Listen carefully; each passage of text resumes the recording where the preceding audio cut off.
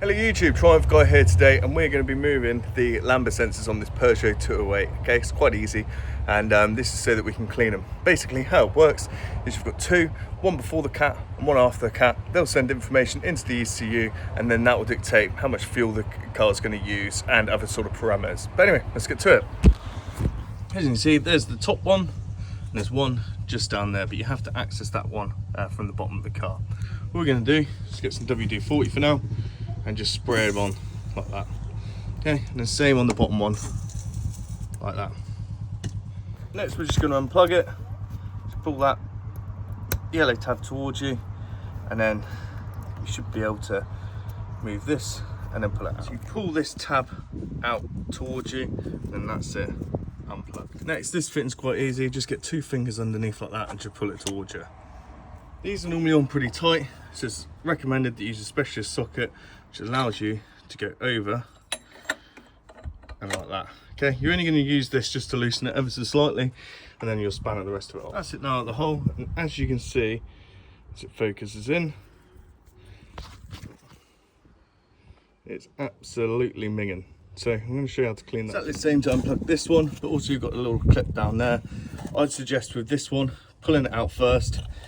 That then frees up this, so you can unclip it the same method as before, then take it out there, and then you're probably going to have to get underneath the car to access that bottom one. Now, I don't know if it makes any difference, please enlighten me in the comments if it does, but I've actually just taped up the top one so I know which one to put back in there.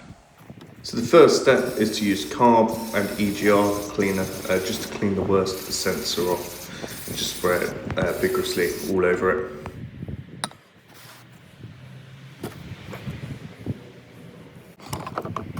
With the wires out, what we can do is get some petrol and just put it in there, and that should clean them off. Just fill it up a bit so the sensors are submerged, and let them soak there for 8 hours. Every now and again you might have to give them a little one of them. That's how long it should take.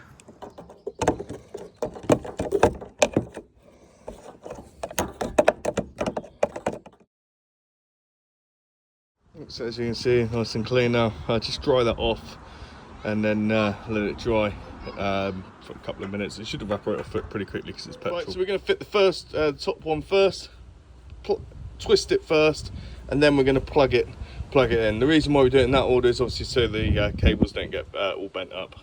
Also, you can put anti-seize paste on these threads. I'm not going to bother, but if you do, make sure it's high temperature, make sure it's not runny.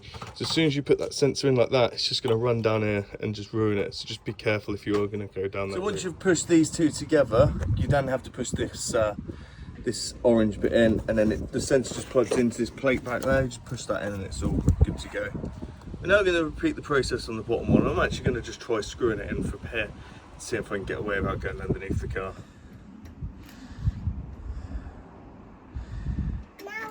Right, now you're going to clip it into that clip there and then put it into there as well, and it should just push into the hole up there. Right, thanks very much for watching, but please like and subscribe, and if you check the comments section there'll be a playlist of all maintenance for the Peugeot 208. See you on the next one.